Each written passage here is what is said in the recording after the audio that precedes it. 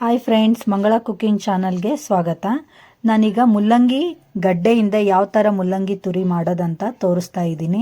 ಇದು ಮೂಲವ್ಯಾಧಿ ಇರೋರಿಗೆ ತುಂಬಾ ಒಳ್ಳೆಯದು. ಬರ್ರಿ ಯಾವ ಥರ ಮಾಡೋದು. ನಾನೀಗ ಮುಲ್ಲಂಗಿ ಪಲ್ಯ ಯಾವ ಥರ ಮಾಡೋದಂತ ತೋರಿಸ್ತಾ ಇದ್ದೀನಿ.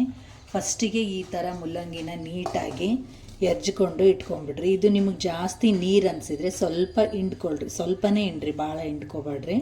ನೋಡಿರಿ, ನಾನೀಗ ಈ ಥರ ಎರ್ಜಿ ಇಟ್ಕೊಂಡಿದ್ದೀನಿ ಮುಲ್ಲಂಗಿ ಬರೀ ನಾನು ಸೊಪ್ಪು ಹಾಕ್ತಾ ಇಲ್ಲ, ಮುಲ್ಲಂಗಿ ಗಡ್ಡೆ ಅಷ್ಟೇ ಹಾಕ್ತಾ ಇದ್ದೀನಿ. ಈಗ ನಾನು ಈ ಥರ ಎರ್ಜಿ ಇದನ್ನು ನೀಟಾಗಿ ಇಟ್ಕೊಂಡೀನಿ, ಸ್ವಲ್ಪನೇ ನಾನು ಹಿಂಡ್ಕೊಂಡೀನಿ. ಈಗ ಪ್ಯಾನ್ ಬಿಸಿಗೆ ಇಟ್ಕೊಳಂಬ್ರಿ. ಪ್ಯಾನ್ ಬಿಸಿಗಿಟ್ಟು ಒಂದು 3ರಿಂದ 4 ಸ್ಪೂನಷ್ಟು ಎಣ್ಣೆ ಹಾಕ್ಕೊಳ್ರಿ. ಇದು ನಾವು ಮುಲ್ಲಂಗಿ ರಸ ಇದ್ದರೆ ಮಾತ್ರ ಹಿಂಡ್ಕೊಳ್ರಿ, ರಸ ಜಾಸ್ತಿ ಇಲ್ಲ ಅಂದರೆ ನೀವು ಹಿಂಡೋ ಅವಶ್ಯಕತೆ ಇರಲ್ಲ. ಇದು ಹಂಗೆ ರಸ ಜಾಸ್ತಿ ಇದ್ದು ನಾವು ಹಂಗೆ ಮಾಡಿದರೆ ಪಲ್ಯ ಭಾಳ ನೀರು ಆಗಿಬಿಡುತ್ತೆ, ತಿನ್ನೋಕ್ಕೂ ಟೇಸ್ಟ್ ಸರಿಗೆ ಅನಿಸಲ್ಲ. ಈಗ ಎಣ್ಣೆ ಕಾದೈತೆ. ಈಗ ಇದಕ್ಕೆ ನಾನು ಜೀರಿಗೆ ಮತ್ತು ಸಾಸಿವೆನ ಹಾಕ್ತೀನಿ.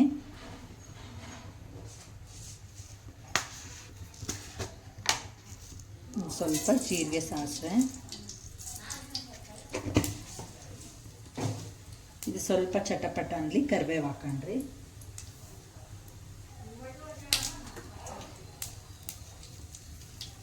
ಮುಲ್ಲಂಗಿ ದೇಹಕ್ಕೆ ತುಂಬಾ ಒಳ್ಳೆಯದು.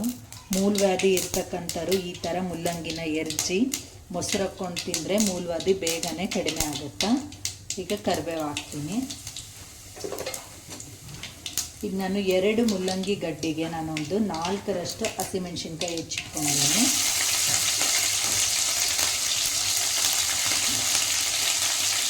ಹಸಿಮೆಣಸಿನ್ಕಾಯಿ ಚೆನ್ನಾಗಿ ಫ್ರೈ ಆಗಲಿ. ನನಗೆ ಇದಕ್ಕೆ ಉಳ್ಳಾಗಡ್ಡಿನ ಹಾಕ್ತೀನಿ. ನಿಮ್ಗೆ ಎಷ್ಟು ಬೇಕು ನೋಡಿಕೊಂಡು ಹಾಕ್ಕೊಳ್ರಿ. ಉಳ್ಳಾಗಡ್ಡಿ ಜಾಸ್ತಿ ಬೇಕನ್ಸಿದ್ರೆ ಜಾಸ್ತಿ ಹಾಕ್ಕೊಳ್ರಿ.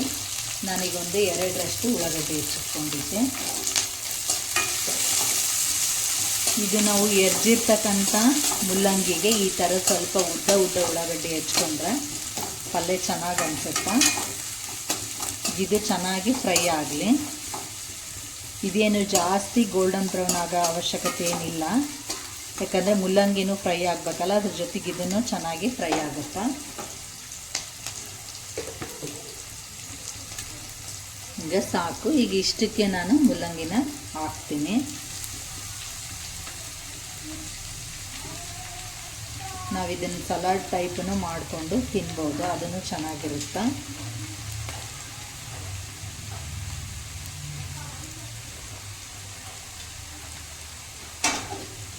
ಈ ಥರ ಹಾಕಿದ್ಮೇಲೆ ಚೆನ್ನಾಗಿ ಫ್ರೈ ಮಾಡ್ಕೊಳ್ರಿ. ನಿಮಗೆ ಬೇಕನ್ಸಿದ್ರೆ ಇದರಲ್ಲೇ ಹೆಸರುಬೇಳೆನೂ ನೆನೆ ಹಾಕ್ಕೊಂಡು ಒಗ್ಗರಣೆ ಹಾಕ್ಕೋಬೋದು, ಅದನ್ನು ಚೆನ್ನಾಗಿರುತ್ತೆ.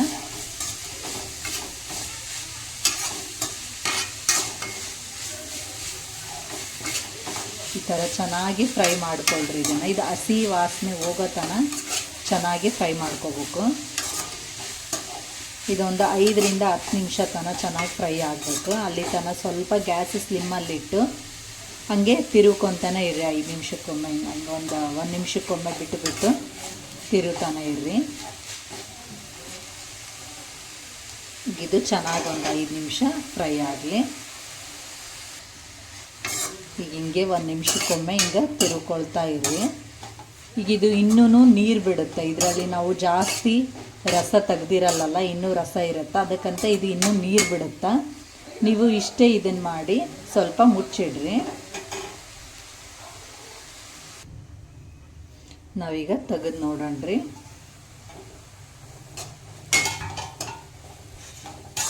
ನೋಡಿರಿ, ಇನ್ನೊಂದು ಸ್ವಲ್ಪ ಬಂದರೆ ಆವಾಗಲೇ ಕಲರ್ ಫುಲ್ಲು ಚೇಂಜ್ ಆಗುತ್ತಾ. ನಿಮ್ಗೆ ಆವಾಗಲೇ ಗೊತ್ತಾಗುತ್ತಾ ಪಲ್ಯ ಚೆನ್ನಾಗಿ ಬೆಂದೈತಂತ. ಈಗ ಇನ್ನೊಂದು ಸ್ವಲ್ಪ ಬೆನಿಲಿ. ಈಗ ಇದಕ್ಕೆ ಉಪ್ಪು ಹಾಕಿ ಇಡಣ್ರಿ. ಉಪ್ಪು ಹಾಕಿಟ್ಮೇಲೆ ಮತ್ತೆ ನೀರು ಬಿಟ್ಕೊಳುತ್ತಾ. ಈಗ ನಿಮಗೆ ರುಚಿಗೆ ಎಷ್ಟು ಬೇಕೋ ಅಷ್ಟು ನೋಡಿಕೊಂಡು ಸ್ವಲ್ಪ ಕಡಿಮೆನೇ ಹಾಕ್ಕೊಳ್ರಿ ಉಪ್ಪು, ಯಾಕಂದರೆ ಇದಕ್ಕೆ ಉಪ್ಪು ಜಾಸ್ತಿ ಅನಿಸುತ್ತೆ. ನಾವು ಎರ್ಜಿರೋದ್ರಲ್ಲಿಂದ ಉಪ್ಪು ಭಾಳ ಹಿಡಿಯಲ್ಲ. ನೀವು ಮಾಮೂಲಾಗಿ ಎಷ್ಟು ಉಪ್ಪು ಹಾಕ್ಕೊತೀರಿ ಅದಕ್ಕಿಂತ ಒಂದು ಸ್ವಲ್ಪ ಕಡಿಮೆನೇ ಹಾಕ್ಕೊಂಡಿರಿ. ಈಗ ನಾನೊಂದು ಅರ್ಧ ಸ್ಪೂನಷ್ಟು ಉಪ್ಪು ಹಾಕೀನಿ. ಅರ್ಧ ಸ್ಪೂನಿಗೂ ಇನ್ನೂ ಕಡಿಮೆನೇ ಹಾಕೀನಿ. ಸ್ವಲ್ಪ ಅರಿಶಿನ ಹಾಕ್ಕೊಳಂದ್ರೆ ಇದಕ್ಕೆ ಯಾವುದೇ ಥರದ ಮಸಾಲೆನ ಹಾಕ್ಬೇಡ್ರಿ.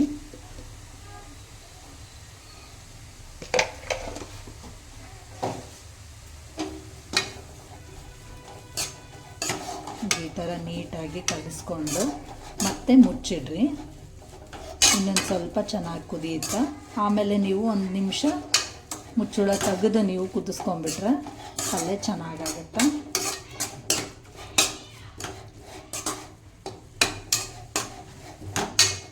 ಹೀಗೆ ಇನ್ನೂ 1 ನಿಮಿಷ ಮುಚ್ಚಿಟ್ಬಿಡೋಣ್ರಿ, ಚೆನ್ನಾಗಿ ಕುದಿಯುತ್ತಾ.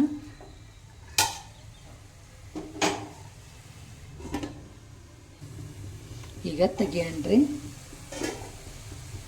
ಈಗ ಚೆನ್ನಾಗಿ ಪಲ್ಯ ಬೆಂದತ್ ನೋಡ್ರಿ. ಈಗ ಸ್ವಲ್ಪನೇ ನೀರು ಬಿಟ್ಕೊಂಡತೆ. ಈಗ ನೀವು ಸ್ವಲ್ಪ ಮುಚ್ಚಳ ತೆಗೆದು ಚೆನ್ನಾಗಿ ಫ್ರೈ ಮಾಡ್ಕೊಂಬಿಡ್ರಿ. ಸ್ವಲ್ಪನೇ ಗ್ಯಾಸ್ ಸ್ವಲ್ಪ ಜೋರಿಟ್ಟು ನೀರಿರ್ತಕ್ಕಂಥದ್ದೆಲ್ಲ ಹೋಗ್ಬಿಡುತ್ತಾ. ಸ್ವಲ್ಪ ಘಾಟ್ ಆಗುತ್ತಾ, ನೀವು ಗ್ಯಾಸ್ ನೋಡಿಕೊಂಡು ಇಟ್ಕೊಳ್ರಿ. ಈ ಥರ ಈಸಿಯಾಗಿ ನೀವು ಮುಲ್ಲಂಗಿ ಪಲ್ಯ ಮಾಡ್ಕೋಬೋದು. ಒಂದೇ ಥರ ತಿಂದು ನಿಮಗೆ ಬೇಜಾರು ಅನಿಸಿದ್ರೆ ಈ ಥರನೂ ಮಾಡ್ಕೊಳ್ರಿ. ನೋಡಿರಿ, ನೀರು ಎಲ್ಲ ಪೂರ್ತಿಯಾಗಿ ಹೋಯಿತು. ಈಗ ನೀರೆಲ್ಲ ಪೂರ್ತಿಯಾಗಿ ಹೋಗೈತೆ. ಇದಕ್ಕೆ ಸ್ವಲ್ಪ ಮೇಲ್ಗಡೆ ಕೊತ್ತಂಬರಿ ಉದುರಿಸ್ಕೊಂಡ್ಬಿಟ್ರೆ ಪಲ್ಯ ರೆಡಿ ಆಯಿತು.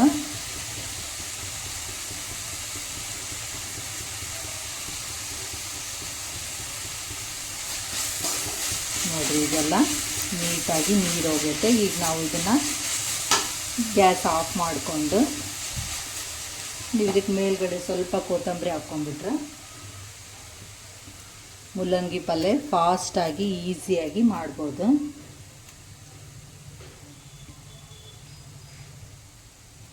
ಈ ಮುಲ್ಲಂಗಿ ಪಲ್ಯ ವಿಡಿಯೋ ನಿಮ್ಗೆ ಇಷ್ಟ ಆದರೆ ಲೈಕ್ ಮಾಡಿರಿ, ಶೇರ್ ಮಾಡಿರಿ, ಕಮೆಂಟ್ ಮಾಡಿರಿ. ಮತ್ತೆ ಮುಂದಿನ ವಿಡಿಯೋದಲ್ಲಿ ಭೇಟಿಯಾಗೋಣ. ಬಾಯ್.